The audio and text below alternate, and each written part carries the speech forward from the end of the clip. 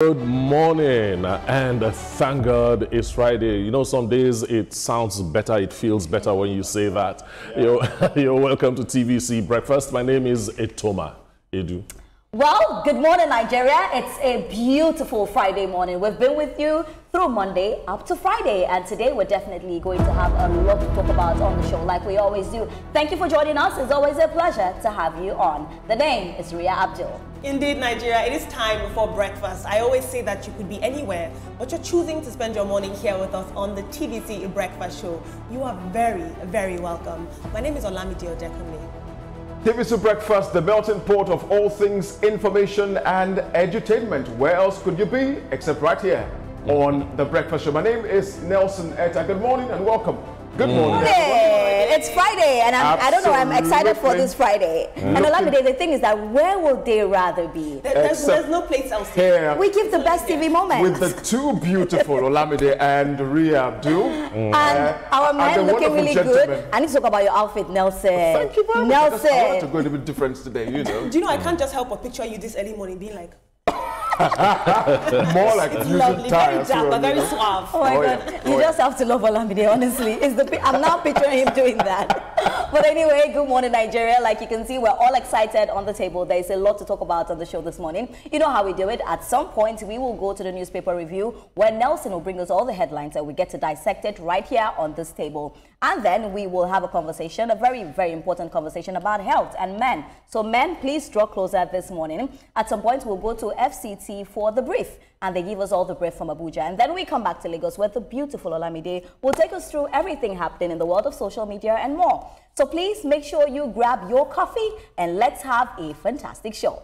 Now we'll start with this story. If you're a lover of sachet alcohol, brace up, because by December 2025, you will no longer have access to your choice beverage. This is the Nigerian Senate has instructed the Nigerian Agency for Food and Drug Administration and Control and other relevant regulatory bodies to strictly enforce a total ban on the production and sale of alcohol beverages in sachets and small plastic bottles by December 2025. Warning that no further extension of the deadline will be tolerated. Now, this decision followed the adoption of a motion sponsored by Senator Asuku Ekpeyong, calling for an end to any additional extension of the phase-out period for the sachet packet alcoholic drinks. Now, he warned that the continued production of high-strength alcoholic drinks in sachet fuels youth addiction, road accidents, school dropout, domestic violence, and other social problems. Etoma, this news, I love this news. I'll tell you why. And we know that senator, the person that brought out this is from Cross River State. Yes. You know, he's representing Cross River State. I was very happy when I heard this because we've heard it before, but it didn't follow through. But now we're hearing it again. And I'm just hoping that this time we finally stand on it. Etoma, when we talk about this sachet, drinks, first of all, they are very accessible. You can see some as low as 50 naira, honestly speaking. There are some as low as 50 naira, some 100 naira. Everybody can access it. This is not me calling bus drivers out. I'm not calling you people out. But most time, you even see them driving, one is by their mouth, and they're moving the car, and you're going. Because it's easy, they're able to buy it. No, you guys should not laugh. We're speaking reality here. And I'm just happy that this is now happening. That I'm just wondering how Ria saw it. I'm just happy that right now we're saying that, let us ban this. Christmas is coming, December is coming. We do not want more road accidents. We do not want people addicted to those drinks. And guess what? Those drinks are damaging your kidney because they are cheap and they're not even the best. This is one very unpopular legislation. I'm telling you the truth. It's really unpopular because you are taking this thing away from these guys. I mean, that is the only way they can get high and sleep and forget about their problems.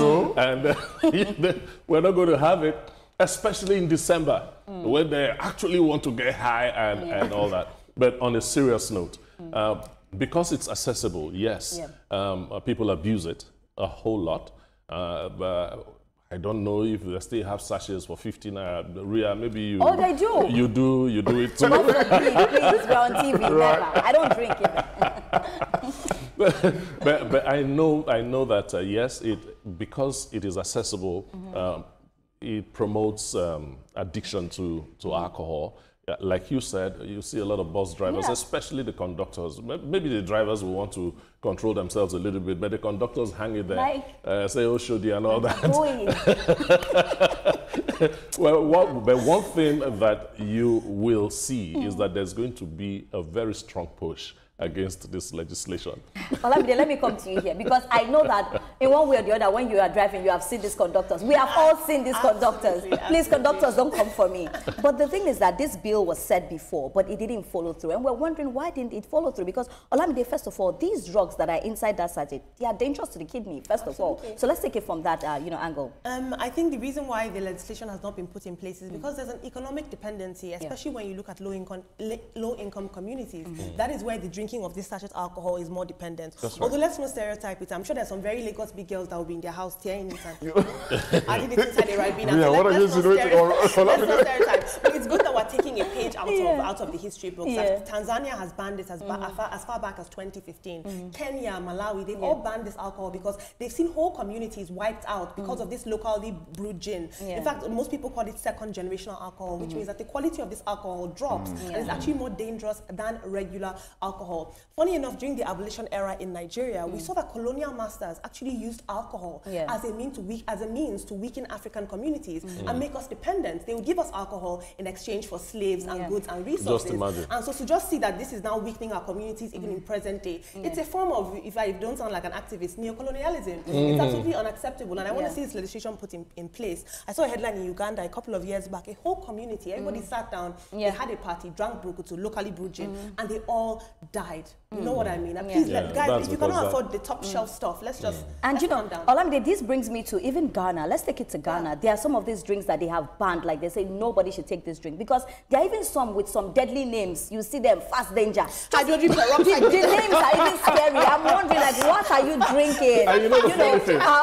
The funny thing is that some of these drinks are even produced in Ghana, especially those ones that come with roots and all that. We talk about Casapreco. No, don't call the name Casapreco. But some of these drinks, you know, they have said that they should be banned. People should not drink them. So if you know the name, it would seem to me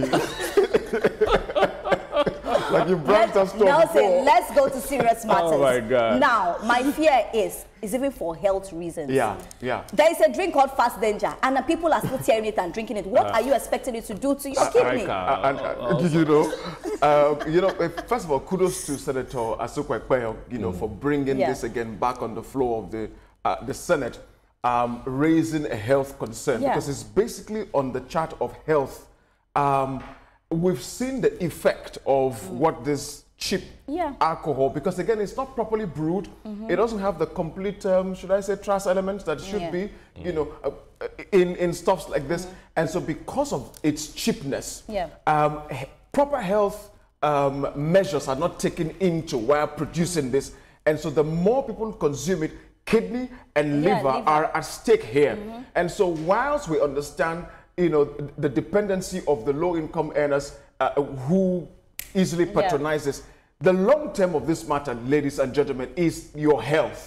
That is the most. So you need to understand that it's coming from the angle of your health. It's not that anybody wants to stifle you one way or the other. No, it's about your health. And so if you understand that, then you would give kudos to the government, NAFDAC also, and I think the CP, I forgot the full name now, agency as well, health agency, are also in part of this to make sure that that beverage is no longer in the market. But Nelson, just to add to this, we're in a country where we're even fighting for fake drinks. You know, there has been a conversation that most of the drinks that come to Nigeria are even fake. So we're even saying that people be sure that you're drinking the right thing. Then we're now still even talking about those sachet ones that are very cheap. So imagine if you are buying the expensive ones and some of them are fake. Now think about buying the sachet ones. So what are you expecting? There was a period in Lagos. There was a period in Lagos where Akpongba was raided over and over again because of the adulteration of alcoholic beverages and all that. And then when these sachet drinks started coming up, that narrative reduced. It's actually very dangerous because most of them are prepared with ethanol, which is, and it's not just the regular ethanol, it's the industrial ethanol, which is really, really bad. And I have to give kudos to the NAFDAC director, Professor Adeye, for what she's been doing thus far. Great job. And also, Senator Ekpeyo, thank you very much for this particular one. Please, we need you to push till it goes through because we need our kidneys and our livers very healthy to even enjoy December and many more Decembers.